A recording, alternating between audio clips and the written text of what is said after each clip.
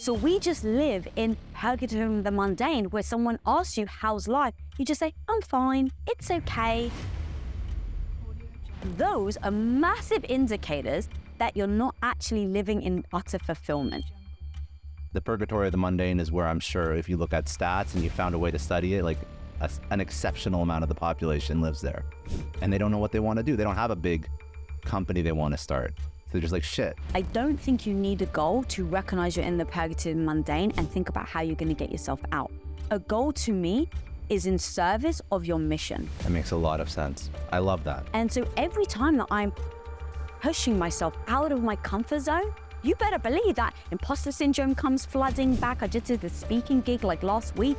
And again, I was like, oh my God, who do I think I am getting on stage? And this is, 10 years into my career.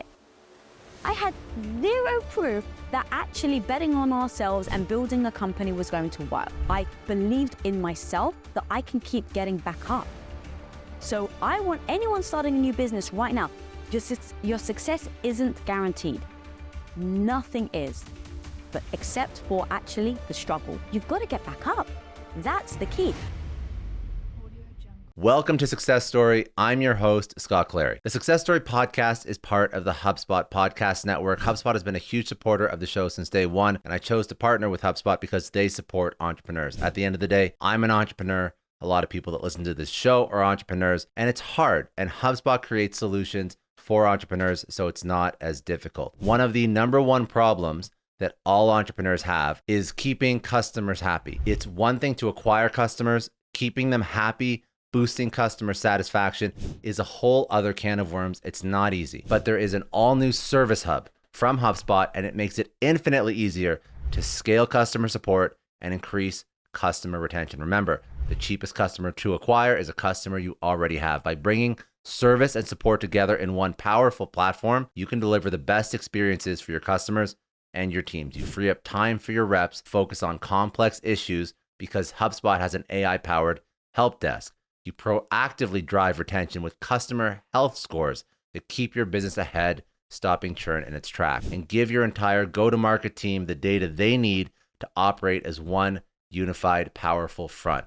Also, you can easily support, strengthen, and grow your customer base. What's the point of acquiring customers if they all just leave? The secret's out. HubSpot's Service Hub is a game changer. Also, you can better connect with your customers and keep them happy. Visit HubSpot.com/service to do more for your customers today.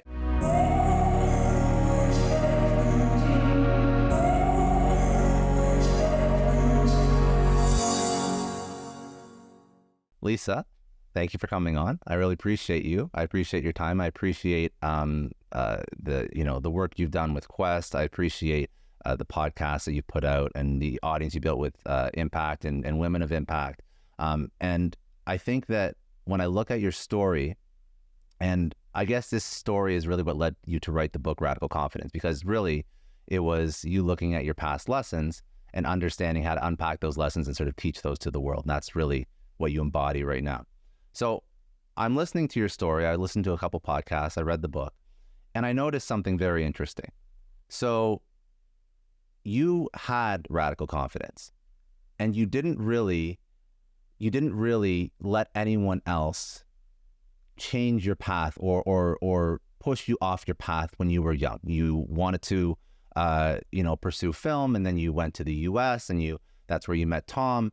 And then even like when you were thinking about, okay, should I be marrying Tom? I know you had some pushback from your father, and you had this radical confidence to sort of keep pushing forward. But then there's a point in your life, there's like a pivot where all of a sudden it's like 8 years go by and you've realized that you've lost a lot of that radical confidence that you originally had. And that really resonated with me because it's not like you never had confidence. You almost fell into something once you achieved a milestone that you set out to achieve, and then all of a sudden life pivoted and bam, 8 years later. How did that happen? Oh, wow. What a great start to a question. Oh, great start. So I think so many of us end up, you do one little thing, you do another little thing, you make a decision one day. well, it's just a Wednesday on an average, in the random February. My husband asks me to take care of something. Yeah, I may as well do it. And then over time, that one little thing turns into another thing, turns into another thing. And just being a female, being brought up as Greek Orthodox, there was so much expectation and beliefs that were kind of embedded in me as I was growing up. So even though I didn't want to be a stay-at-home wife, which is nothing wrong with that, like literally nothing wrong with that, except that wasn't my dream. The question is, how the hell did I end up getting stuck there? Well, growing up, my dad told me that my future was going to be a great Greek wife. And the point of marriage was to get married, settle down, and have kids. I get told that over and over and over again as I'm growing up. So the subliminal messages you end up giving start to shape your belief system. So as I get married, as I even have all these big movie dreams, we end up going, maybe we need to earn our own money so we can actually make our own movies. So that actually became the start of it, right? You have a purpose, you have a vision, and then one day turns into the next. And so that goal and that plan was just for a year. The word entrepreneurship didn't really exist back then, because I'm talking about this is like 2002. So it's just like, just for a year, I'm just going to stay at home. I'm going to support Tom. We're going to go and he's going to try and make as much money as possible. And then we're going to live out our dreams. So that 1 year turns into another year, turns into the third year. And what happens is that I'm using gratitude every step of the way. I'm so grateful to be married to a man that loves me as much as he does. I'm so grateful to be living in America, which was my dream as a kid. I'm so grateful, right? And fill in the blank. Then over time, you start to sacrifice for the greater good of the family, the greater good of the kids, the greater good of the husband, because your belief system carries you to be that good Greek girl, at least for me, that good Greek girl. So as time starts to go by, I'm now becoming more and more insecure because I don't know where my life is going. So what happens is I start to clutch on to any validation I can get that makes me feel good about myself. And that validation actually came from my dad saying that I was a great Greek wife, came from my husband saying I was an amazing Greek wife. And so now what happened was I was slowly tying my validation to an identity. Now, the identity of being that good Greek wife wasn't something, wasn't what I wanted. But imagine now, I don't want to let go of it, because the only place that I can actually feel good about myself is through the people that are telling me that I'm doing a great job.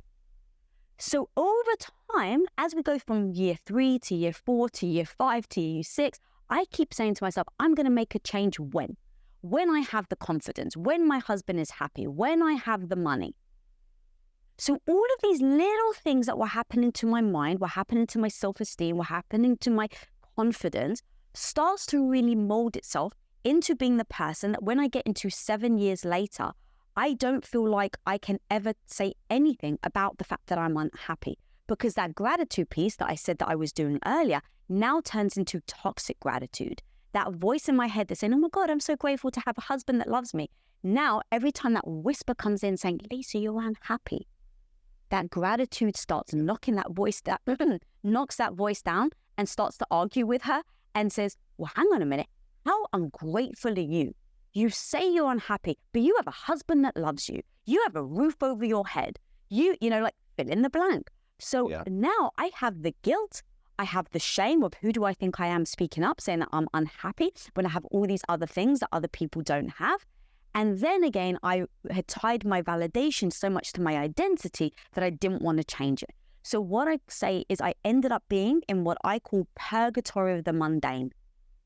My life was just mundane enough. I didn't hit rock bottom, and it didn't. So rock bottom catapults people sometimes into action, right? Because you're like, well, I've got nothing else. It's a wake up. Yeah. Yes. I didn't have that.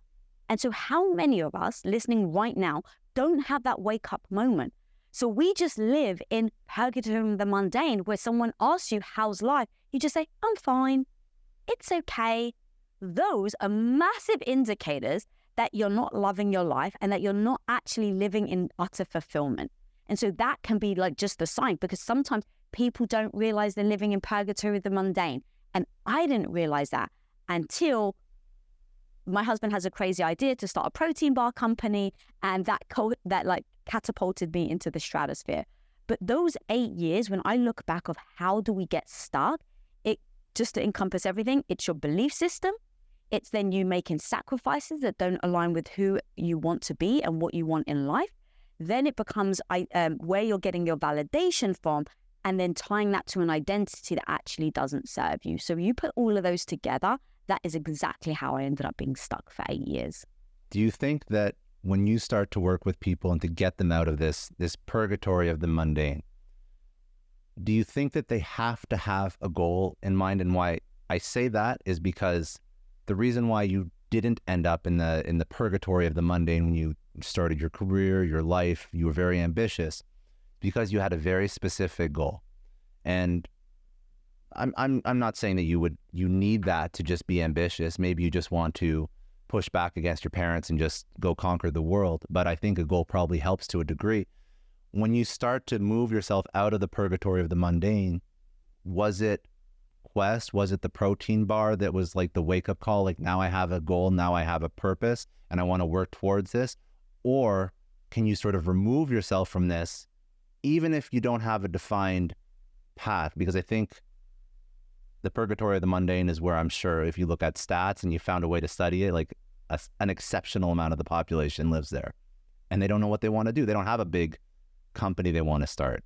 So they're just like, shit, well, I don't have a goal. Where do I start? Yeah, so that's very interesting, because I don't think you need a goal to recognize you're in the purgatory of the mundane and think about how you're going to get yourself out.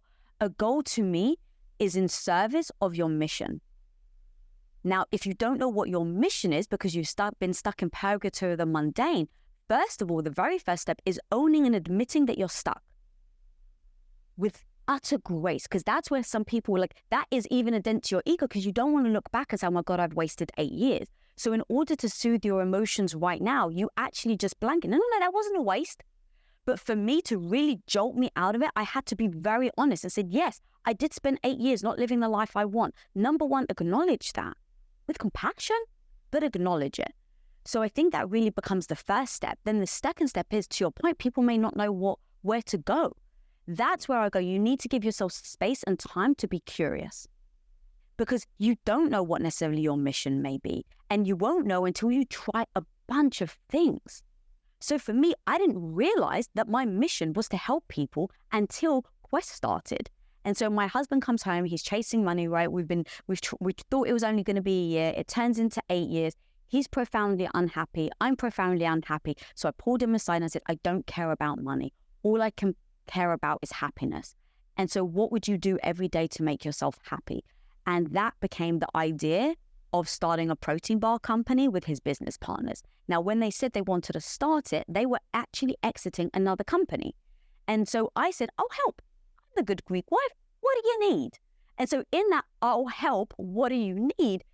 I started to face my insecurities and my inadequacies every single day, because the company grew at 57,000%. So just to give you an idea, that goes from $0 to $1 billion in 5 years.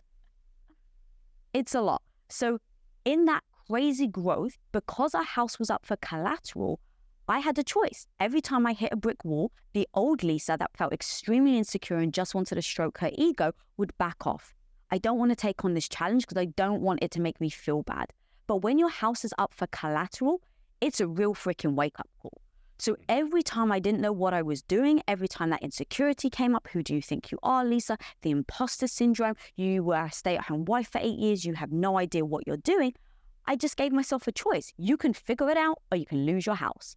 And so every time I faced that, I chose to figure it out. In that process of figuring it out, it allowed me to build my skill sets. Building my skill sets allowed me to build my competence. And as a result, it allowed me to feel confident about building a business. So I didn't know what I was getting into until it started to evolve. As I was thrust into it, there were little markers along the way that started to really draw at my heartstrings. And so this is where I talk about the mission, right? I happened to have stumbled on multiple things that allowed me to realize, oh my God, I love being able to build a skill set that actually serves people. That became my recipe to fulfillment. So I realized that though, as I was doing it, and it came at the end. So now these little moments I just paid attention. So the little moments were, I grew up with a mum that was borderline anorexic, and I saw her starve herself for the sake of beauty. And when we're building Quest, we get this letter, and the woman says, thank you so much for allowing me. I'm anorexic. I've been in hospital. I was 55 pounds. It was something crazy. She was on her freaking deathbed, and she was like in her 30s. And she's like, thank you for introducing Quest bars, because you've made me, allowed me to be okay with calories again. Wow. Now, I wouldn't have known that would pull up my heartstrings until it happened. What allowed that to happen was I experimented with different things. So once that hit me, I was like, oh my God. So are you saying the harder I work, the better I build my skill sets, the more I can help the anorexic community? Yes. Wow. All right, let me take that on board. Then my mum actually she went from borderline anorexic to morbidly obese in my later years. So now, as Quest is getting harder and harder, and I'm facing my inadequacies every single day, I start to realize the thing that was propelling me forward was fighting for my mum. Was every morning I was going to wake up and say, how can I make Quest work? Because if I can, maybe I can help my mum.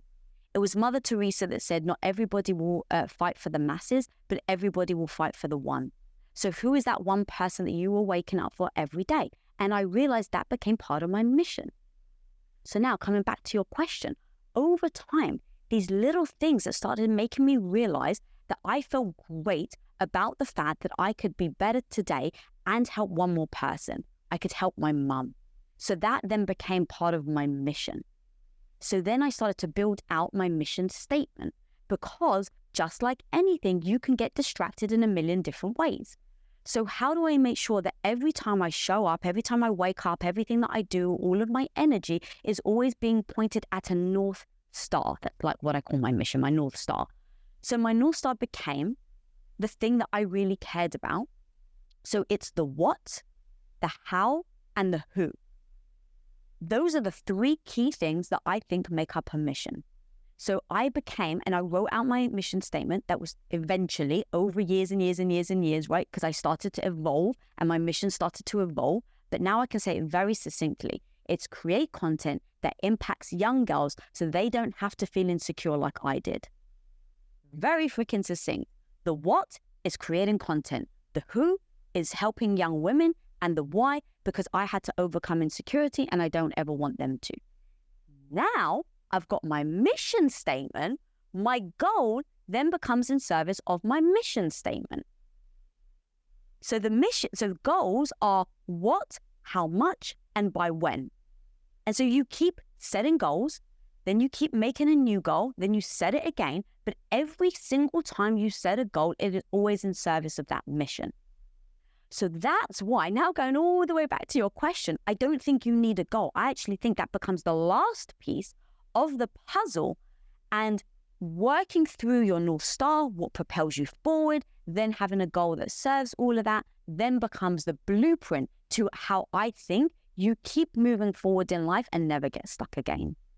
I absolutely love this. I need to understand one more thing as well from your backstory, because when I listened to the relationship with your father, it didn't seem, it was very apparent at a certain point in your life, a lot of the stress or the inability to make confident decisions stems from his lens at what your life should be. I think you used a different word. It could have been a frame or whatnot, but it's really the other individual's frame of reference. That's the point.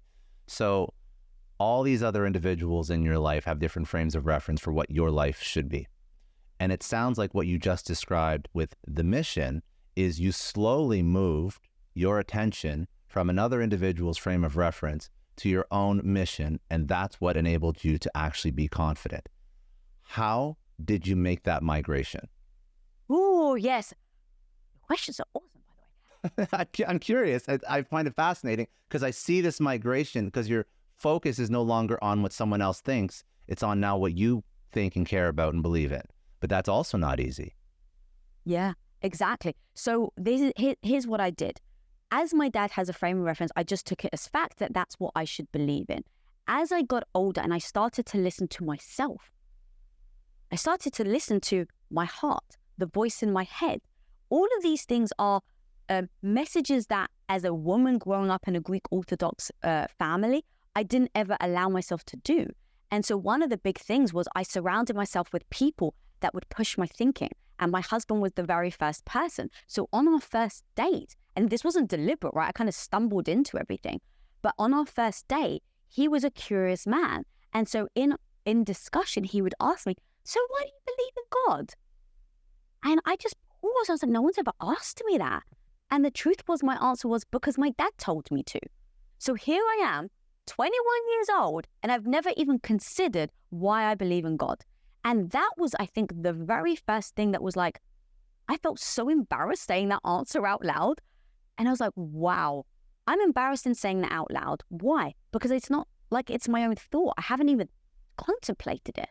So what else in my life have I just taken as fact and not actually thought through myself?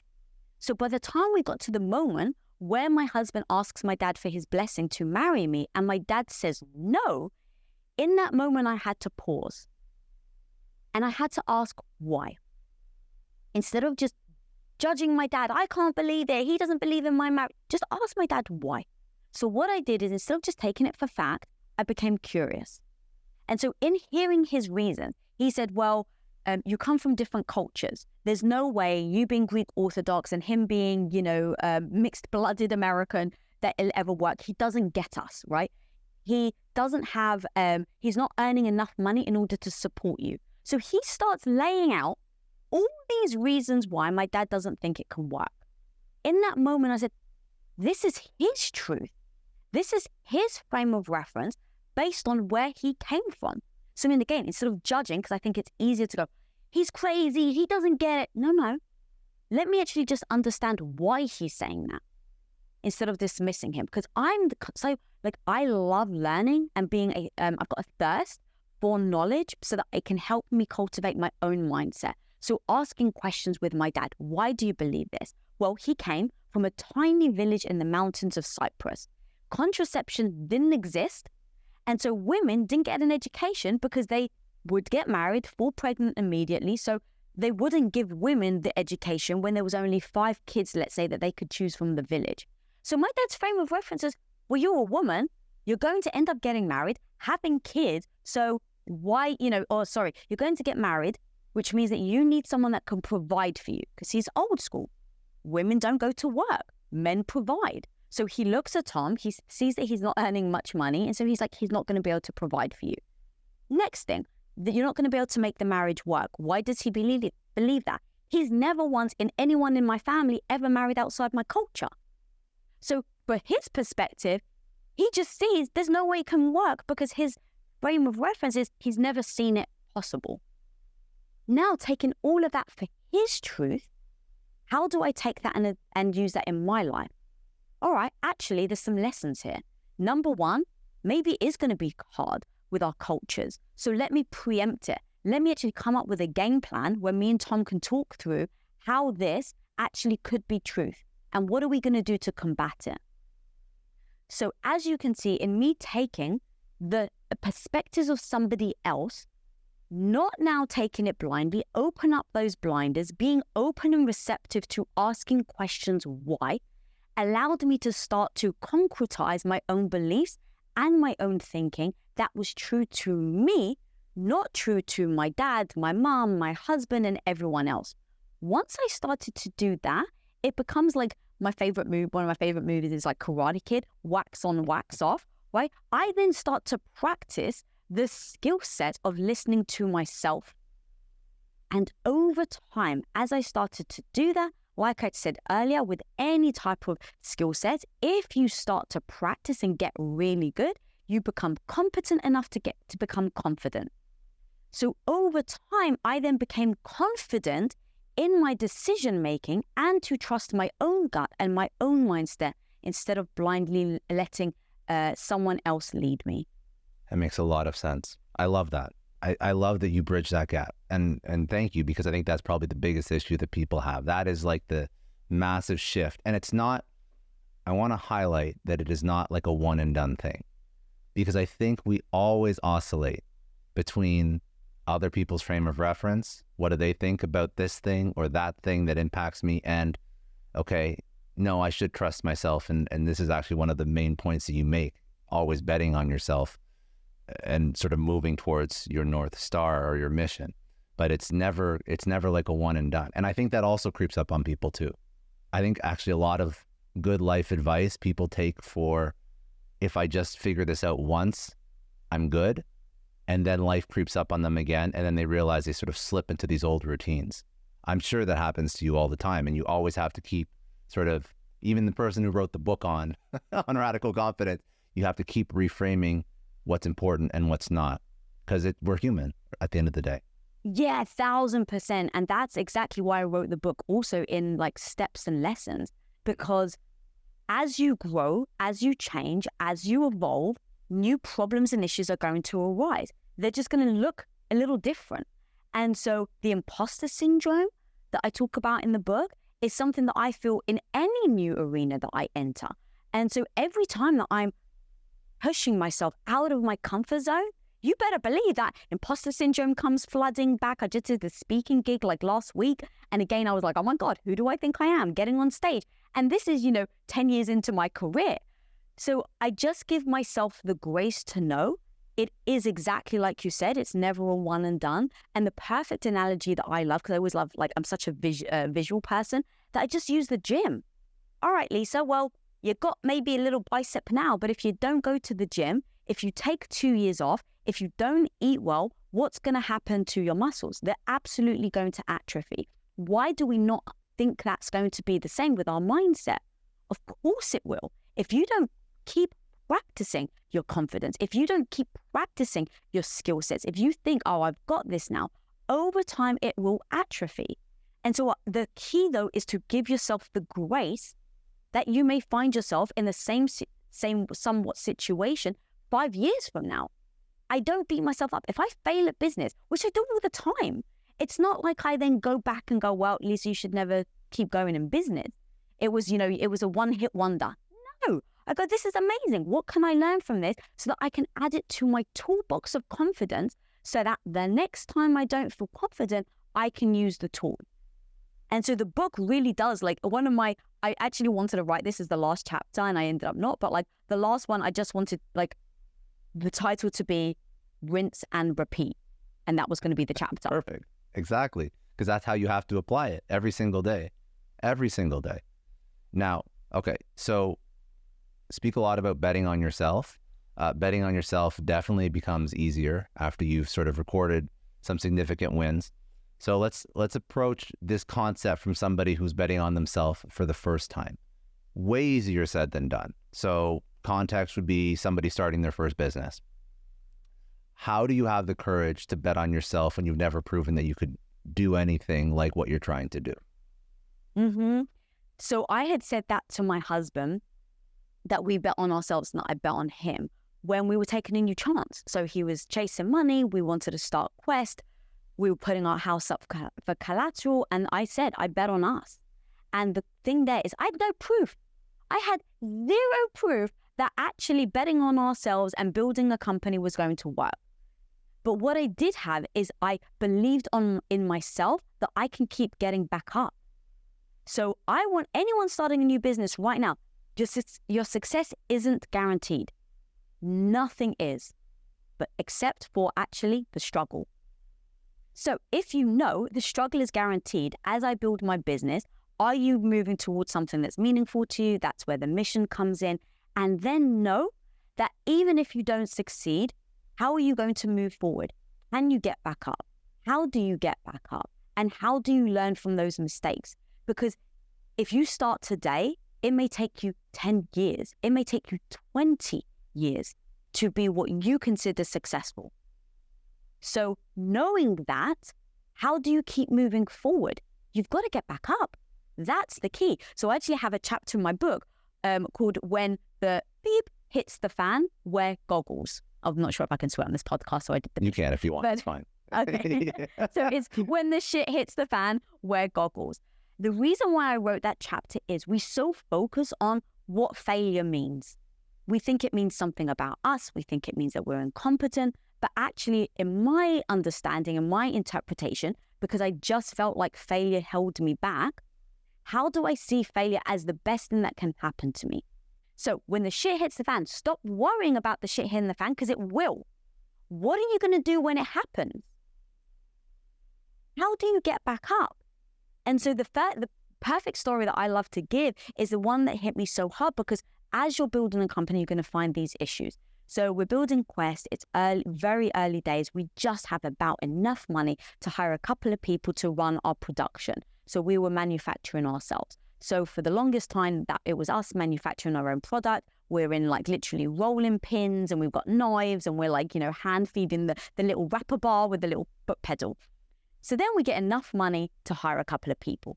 So we're in the offices, I'm packaging all the bars, I'm shipping them, my husband's dealing with marketing. And the guy comes in and who's manufacturing, and he just looks deathly white. And he's like, I'm so sorry. He thinks he's about to get fired. And we're like, what happened? He's like, I've messed up a batch of bars. Now, in that moment, when you're building a company, every little penny matters. And so the batch of bars was like $5,000, which in that moment, I was like, am I about to lose my house because of this batch of bars?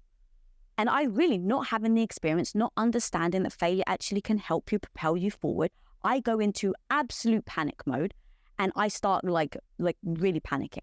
And my husband's just like, look, before we just panic, let's go and see what we've got. So we walk into the production facility, and the guy starts breaking down. Look, I was going to make a peanut butter protein bars, and then I was going to do the mixed berry bars. And what happened was, I'm making the peanut butter. I put the peanut butter in, the peanut butter protein powder in. I put in the sweetener, and I accidentally grabbed the flavoring from the mixed berry bar and put it in with the peanut butter. And we're like, oh my God, this is terrible. So my husband's like, look, let's just try it. So we're all like holding our breaths, right, holding our nose, like trying this like weird concoction. And then someone's like, it kind of tastes like PB&J. And so in that moment, we go, how can this be the best thing that's ever happened? Instead of thinking of it as a massive failure that our company's about to break, how can we use this to propel us forward? So we ended up wrapping them in like plain wrappers. We do a blast out on Facebook, because at the time we're talking about like, this is like 2012. Facebook was like our major marketing tool. We do a blast out on Facebook, and we're like, new bar, prototype, exclusive, only 200 boxes available. People lost their minds. The bars sold out like that. And so we were like, wow, that was kind of an interesting marketing strategy that we didn't actually mean to do. Then people get the bars, and everybody's raving about them. They're like, this is the best freaking bar I've ever tasted. So now you've got people talking about how amazing the bar is. The knock-on effect of the people that didn't get the bar now have major FOMO about it. And they're like, wait, hang on a minute. There's a PB&J bar out there. How did I never try it? I want to try it. So within like 2 weeks, we design new wrappers, we get it out on the market, and we blast new protein bar available, PB&J. And that bar became our #1 top-selling bar at the time. And that is how you take utter failures, a disaster in your company as you're trying to move towards success, and use those failures to propel you forward so that you can eventually, hopefully, reach the point of success. I just want to take a second and thank the sponsor of today's episode, HubSpot. Now, HubSpot has an incredible podcast network, the HubSpot Podcast Network. My show, Success Story, is part of it. But if you love great podcasts, you have to listen to Imperfect Action, hosted by Steph Taylor. She cuts to the chase. She dishes out actionable strategies on online marketing, content creation, social media, and more. Steph is your marketing obsessed friend. She's been in the trenches for years. She shares what works and what doesn't, so you skip that costly trial and error. If you crave friendly, educational content that gets results, Imperfect Action is your new favorite podcast. Check out Imperfect Action wherever you get your podcasts. But there's such an important lesson there. So just from a psychological perspective, that entire event could have sidelined an entrepreneur. that wasn't in the right mindset. That you could have sabotaged yourself. You could have thought this company's over. You could have, and when you're in such a negative mindset, you're not creative and you can't think of options. And I really do believe that in the moment, most problems are really not going to change the course of our life to the point where you can't come back from it, right? So I think it's just, that's a little bit of experience. It's a little bit of being around the right people that sort of help you appreciate whether or not the situation is as serious as it is. Because even the poor guy that made the mistake, look at his reaction versus yours, right? Two totally different reactions. And his reaction would have not been the creative type that would have probably gone on Facebook, tried to market it and saved a couple hundreds of thousands, if not whatever. I don't even know, probably a couple $1,000 in inventory. So it is important when you're going to build something, I think also, just to understand that shit will happen. It's not like a maybe, it's like it will. So expect it and understand this is entrepreneurship and you're going to have to deal with it. Exactly. Yeah, I mean, it's just, that's actually why I love having these conversations about like these shit hit the fan moments with people that, built these massive businesses, because entrepreneurship is not easy. It's not as sexy as a lot of people think it is. And I wish people would just hear more of these stories before they go into it. So when this stuff does happen, they don't, get massively depressed, get stressed out, make bad decisions, all the stuff that can come with entrepreneurship if you don't have that really great support group around you. Yeah. Part of that also is now my evolution of changing my identity that I've spoken about before. Yeah. Now I just adopt the identity of the learner and the person that can adapt. So now imagine I've got that identity. It's not like I have an identity of being the president of impact theory. My identity is I can adapt and learn with everything that I do. So now you can put me in any environment, in any situation, in any type of mess or crap that's happened in your business. And as the adapter and the learner, I just go in going, cool, how can I adapt to this situation? How can I learn from this? And that's helped me just keep going. With Women of Impact, you interview tons of incredible, successful women, entrepreneurs, just individuals. So when you relaunched Radical Confidence, you wrote a chapter, and it's Leave the Loser, Choose Yourself. So I'm super curious. Obviously something prompted this. You speak to a lot of women entrepreneurs.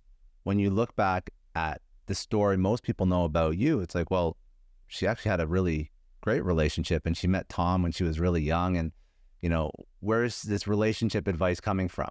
So maybe just walk me through, from the people that you've spoken to, the women entrepreneurs, maybe your own personal experience. Where did this chapter come from? Why was this so important enough that you re-put out a new version of the book just because of it? Yeah, in meeting just incredible women that I admire, that I think is just crazy confident. Every single woman that I talk to, if they've been in a bad relationship, that's the biggest thing that has dented their confidence. So you can have an amazing company, successful, let's say by all standards, people admire you. If you have a toxic relationship, if you're with somebody that is constantly putting down your dreams, your ambitions, your visions, it starts to erode the person that you want to be. And just like if you have that like water that drips on a rock, at first it's just slow. You don't think it's a big deal. It's not like you think you're going to drown, or it's just like, it's a little drip. What is the harm of a little drip? Over time, you drip on someone enough, that rock actually starts to change its shape. So now imagine you're a female and you're trying to build a business, you're working, you're really crushing it, your mindset, you're trying to get your mindset into a confident space. And every single time you do that, you go home to someone that's belittling you, someone that's purposely trying to manipulate you, purposely trying to put you down. A healthy relationship can be the wind beneath your wings. But an unhealthy relationship can actually be a weight around your ankle that pulls you into the deep, dark ocean. And so that is what I realized. And here I am, really trying to empower women, really trying to help people on their path to the confidence. And I didn't really acknowledge the fact that I was in a tremendous toxic relationship before I met Tom. And the truth was, if I didn't get out of that, I wouldn't have built $1 billion company. I wouldn't have built my show, Women of Impact. I wouldn't have had the confidence to get in front of the camera. And I definitely wouldn't have written my book.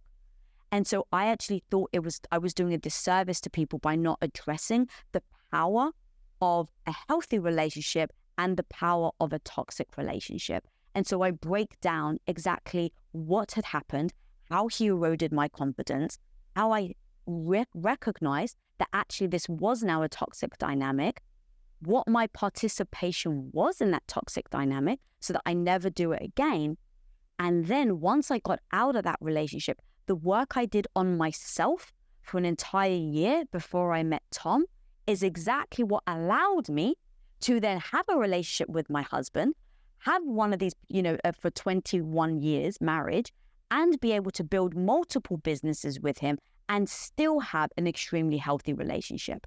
And when you're talking about business specifically, the most successful entrepreneurs I've noticed are the people that have the most stable home lives, because you now have the security to know that if my husband went out and he tried his hand at business and he failed, I would still freaking love him, and vice versa. If I went out and I failed time and time and time again, do I come home to somebody that's like, it's all right, baby, you got this, keep going, I believe in you? Or do you come home to someone that's like, I told you it won't work, see? That type of toxicity will literally hold you back from any success that you may dream about, because you don't believe it's possible, because they have eroded your confidence in every way. So there's three things in this book that you discuss that massively impact women, and I think that these are ideas and concepts and I don't want to say always problems, but they're just very top of mind for women. So you mentioned the one, toxic relationships. The second you highlighted when you were referred to as Tom's wife by some of the influencers that were, I guess, working with Quest. And then the third was the decision whether or not to have kids. So I would say that toxic relationship, being referred to as somebody's wife, maybe it's a little bit of imposter syndrome, and really your accomplishments like just are not being recognized. And then figuring out what to do with family planning. These are like massive societal pressures. So your own experience, some of the incredible women entrepreneurs, founders, CEOs that you speak to, maybe just some advice, some strategies on how to, in these three specific circumstances,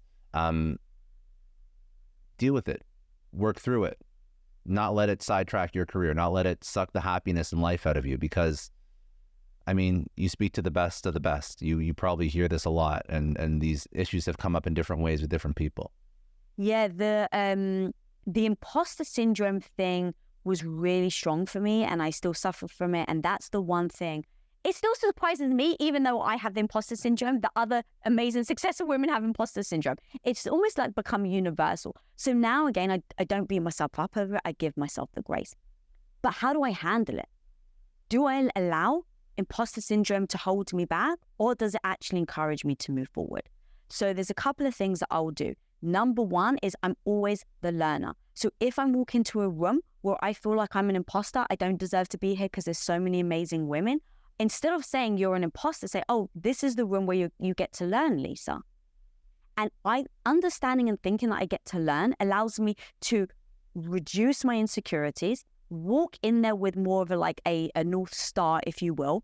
And then it doesn't make me feel insecure to talk to these people that I don't think I have the right, quote unquote, to talk to. Because I'm like, oh, I'm the learner. They can teach me something. Oh my God. I haven't done So you don't fight it. You reframe it. No, exactly. Perfect way of saying it. I do not fight it. Now, when I have that voice in my head that is telling me that I'm no good, that I don't deserve it, one of the things I do there is I start to listen to her. Why is she saying that? So why do you think that I'm going to be terrible in front of the camera? Who do you think you are? You're not Oprah Winfrey. You're not this person. Okay, well, why do you think I'm going to be bad at it? Just ask the question. And my inner critic starts telling me a laundry list of why they think I'm going to be terrible about getting in front of the camera. Well, Lisa, you were bullied as a kid, so now you're just giving someone else an opportunity to bully you. You don't know what you're going to say. You don't know your talking points. If it's me doing an interview, you don't know how to start an interview, Lisa. Okay, so I start writing down everything that this critic in my head is telling me. And then what I say is, how do I learn from this? So if she says to me, Lisa, you're terrible in front of the camera, go, cool. How do I get good? And that now propels me forward. How do I get good? I keep practicing. So now the negative, the critic, has actually now become my coach. And so that negative voice that I think held so many of us women back, I've just reframed the idea. I listen to her now instead of trying to block her out, and I use it to propel me forward time and time again. And it just got to the point where too many times I thought I was an imposter, and it ended up being an amazing thing that I thought I was an imposter. So let me give you an example. Do you know who Maria Menounos is? Mm-hmm. Yeah. Okay, so Maria Menounos is amazing. I've admired her when I was growing up. I'm Greek Orthodox. She's Greek. She got to be on the red carpet. She lives in America. So that just growing up, I was like, I want Maria Menounos' job. And over time, as I start to build my own show, I hear that she's now on the circuit and she's doing her own podcast and she's doing interviews. So part of me is like, oh my God, this is my chance to ask Maria. And then I was like, but Lisa, who do you think you are? Reaching out to Maria, she's so busy, right? Like all that imposter of like, you can't ask her, you're going to get a no. And so that imposter syndrome led me into predicting what the outcome was going to be. The fact that I predicted she would say no was stopping me from asking. But now going into the critic, the coach, I thought, okay, Lisa, you don't want to ask her because you're worried about a no. But how do you propel that forward? If she says no, what are you going to learn from it? And so that's exactly what I did. I reached out and she said no, Scott. So in the moment, as she says no, I go, well, how can I learn from this?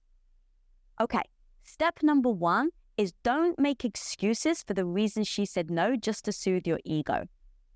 And what that meant was it was very easy for me to slip into, she doesn't know what she's missing, right? Number 1.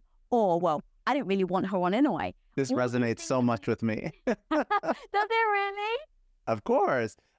I mean, when you build anything like this, you're always trying to get to the next level of guest, right? You're trying to get to the next level of person. Or even when you're building a business, you're like, how do I get in touch with the CEO of that company? Why aren't they responding to my emails? Like it's just it's very real when you're ambitious and you're building and you're constantly trying to sort of like get to the next thing and the next level, the next person, the next, slightly more famous guest. Yeah. Yeah, of course. This is my life. So you know exactly what I mean then. So the 100%. idea of reaching out was already nerve-wracking. And then you reach out and you get a no. So that kind of emotionally soothing moment where you're like, well, they don't know what they're missing, blah, blah, blah. I get why we do that, but it doesn't propel you forward. I'm so goal-oriented that I go, does this serve me, yes or no? Does this move me towards my goal or away from my goal? If it moves me towards, keep doing it. If it moves me away, stop it. So I realized in me dismissing this feedback is not moving me towards my goal. So I said, okay, Lisa, remove all the excuses. Let me actually process this. Do I think if Oprah Winfrey reached out to Maria Menounos, because also the other thing, sorry to just say, is we're like, oh, it's not about me. Maybe it is about you. And I needed to take off those blinders so I could learn the lesson. So I basically said, if Oprah Winfrey reached out to her, do I think she would have said yes? I'm pretty sure she would have found the time. So for me to say it's not about me is actually false. It absolutely is about me. Why? Maybe I'm not good enough yet. Maybe I'm not big enough yet. Maybe I don't have enough followers. Fill in the blank. But the truth is, it is about me. And instead of taking that to heart, instead of me going off and licking my wounds and saying, I can't believe it, it's like, cool, word. I love this. Now what I'm going to do is I'm going to spend the next year refining my skill set so I can get so damn good Maria can't ignore me. And so I went away and I kept waxing on and waxing off. Keep being better today than you were yesterday. Incremental steps. And so it got to the point where a year later, she actually then asked me and my husband to go on her show. And so now I'm on her show. I'm like, cool, Lisa, you've been practicing for the last year. You're going to be so damn good that when you're on her show, she's going to want to come on yours. And so now when people say luck, I think it was Oprah that said actually luck is when opportunity meets preparation. I had spent that last year preparing.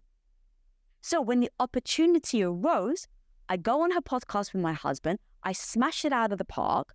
Then we reach out to her and we ask if she can come on my podcast. And she said yes. Funny how that works, right? Absolutely. Here's the plot twist though, Scott. when I was hanging out with her, so we ended up like meeting, we got to be friends. And so one night she's at my house and I'm like, all right, she probably doesn't know or remember that she said no to me. I'm just going to tell her. So I'm just like, do you know that actually you said no to me like a couple of years before or a year before that I finally met you? She's like, no, I didn't, Lisa. I was like, I'm telling you, you said no. So she's like, when was it?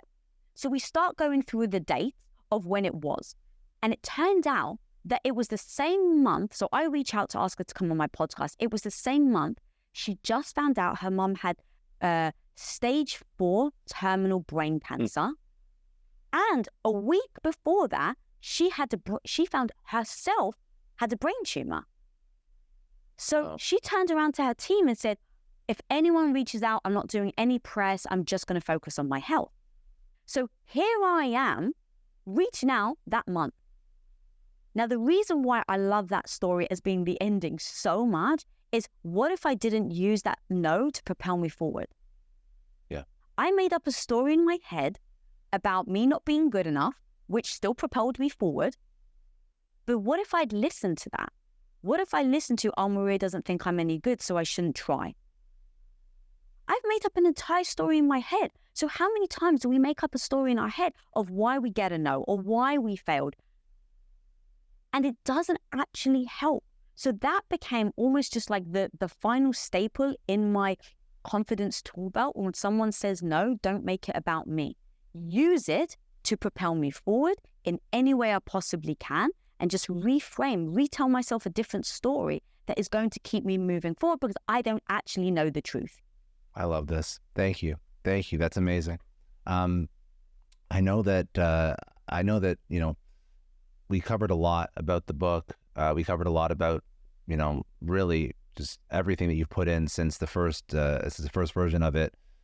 The last thing I just really wanted to pull out, which I think is just very important because it's something that you struggled with, thought about, ruminated on. I just mentioned it. It was the fact that you chose not to have children.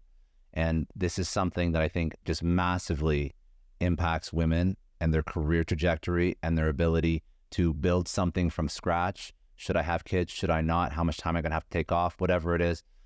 I think we should end with that lesson or that thought, because I think that would probably be the one thing that, as a woman listening to this, it's almost a universal societal pressure that they have to deal with at some point, whether or not they have kids or they don't.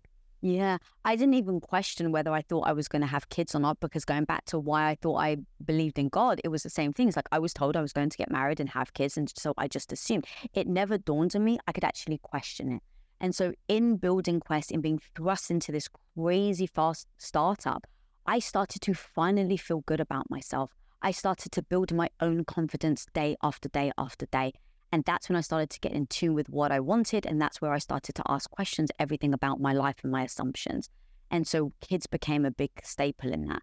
And so asking myself, hang on a minute, you said that you want 4 kids. Do you actually want children? Like, actually allow yourself to ask the question. And I didn't have to tell anybody else. This was just my internal dialogue that I needed to work through first of all. And so the question is that I actually really wanted kids, but I also really wanted to be an entrepreneur. And I loved business. So I realistically just took off all my blinds and says, what does life look like in multiple options I have ahead of me? Number 1, I can quit Quest and I can go and get pregnant and be a stay-at-home wife. What does an average Wednesday look like in my life if I was to do that? And the reason why I say an average Wednesday is I think so many of us can get caught up in an idea of, I want to be an entrepreneur because, oh my God, the idea of being able to build my own wealth and then help people and help my family and give my mom the house she's always dreamed about, right? You can get caught up in that vision of what the end goal will look like. But the truth is, that isn't what life is like every single day. Every single day, you're in the mess. So I like to paint a pictures on an average Wednesday. So what does an average Wednesday look like if I leave Quest and I'm a full-time stay-at-home wife? What does my life look like if I decide to do both? Because the reality is, someone incredible that I admire so much is Sarah Blakely. she was able to do both. She actually has 4 children. She's married to a crazy entrepreneur, and she has her own $1 billion business. So I look at her and go, I know it's possible, but do I want it? Is that in alignment with how I want to live my life on an average Wednesday? And the truth is, no. My personality is I like to go all in. I want to freaking crush it in anything that I set my mind to. And so for me, zero judgment is I didn't want to juggle and do both. Then there was the other bucket of I could decide not to have children and go all in on business. Okay, what does that look like? What does an average Wednesday look like there? Once I just looked at all of my buckets, I just decided the one without kids is the one that fit my vision of what I want in life and how I love to live my life every single day. But that doesn't mean I didn't have to mourn the idea of being a mother. I did. And that was the last important piece, is I didn't want to pretend, no, I freaking love it in business and screw kids. That wasn't true. The truth is that I wanted children, but I just wanted to be in business more. So I had to grieve the mother I thought I was going to be. And that meant having to grieve the idea that I won't be pregnant and feel a baby growing inside me. That was something I was really excited about. I also had to grieve the idea that I wasn't going to have a little Tom running about, which I love the idea of it. Have a little girl that I could empower. All of these things I had to grieve. And then I had to process, what if I change my mind? Again, what I'm doing here is I'm breaking it down for you. So I'm just taking off those blinders. And I'm saying all of these are possibilities and realities. So how do I make sure I continuously move towards my goals, the thing that fills me up on my path to a mission, without judging myself and without regrets? And so how I then broke... No. I was going to say, Isaiah, you give yourself agency to constantly evolve. No one has to be stuck with the version of themselves even they were last week. I think it's so powerful outside the context of having children, motherhood, whatever. Amazing. And like anything you do in life, there's going to be a trade-off. So in fact, my husband asked me yesterday on his show, blatantly, the first question is, what do you think most women should do? And I was like, I don't think women should do anything. But the truth is, biology makes sure that we procreate. So I think fundamentally, most women won't feel complete unless they have children. Now, I'm saying that as a woman that decides not to have children. But I don't push away my biology. I accept it.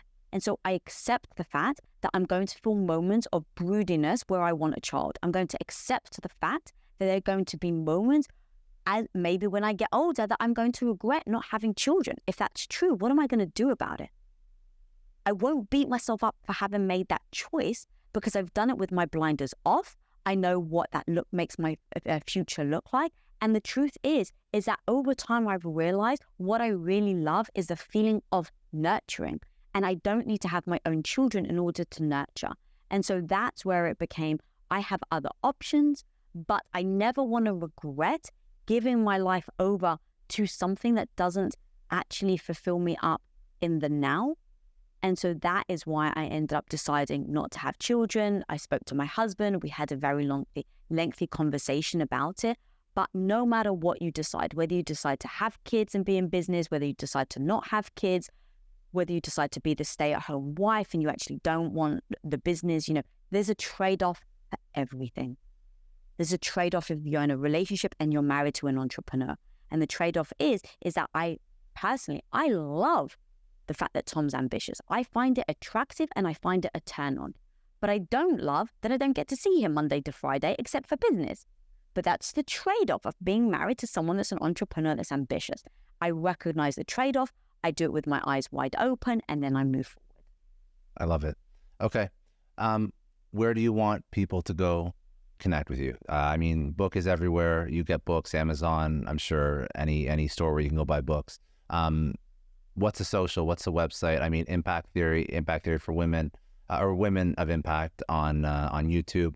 Anything else? We'll drop it all in the show notes, but let me know. Yeah, Lisa Bilyeu on Instagram. I am very much in my IG stories. I show literally on a day-to-day the things that I struggle with. I've got massive health issues.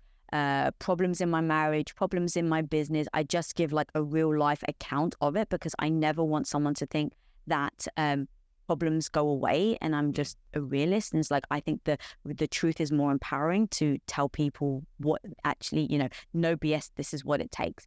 So my IG story is at Lisa Bilyeu. And then my podcast, Women of Impact, is on YouTube. And if you're listening to audio, that's where I pour my heart and soul into it because I feel like it's a place where women can really express their vulnerabilities. And I just empower them, though, to keep going. And so I liken it to like, I like to light a fire under someone's ass. And so that's really what my show is.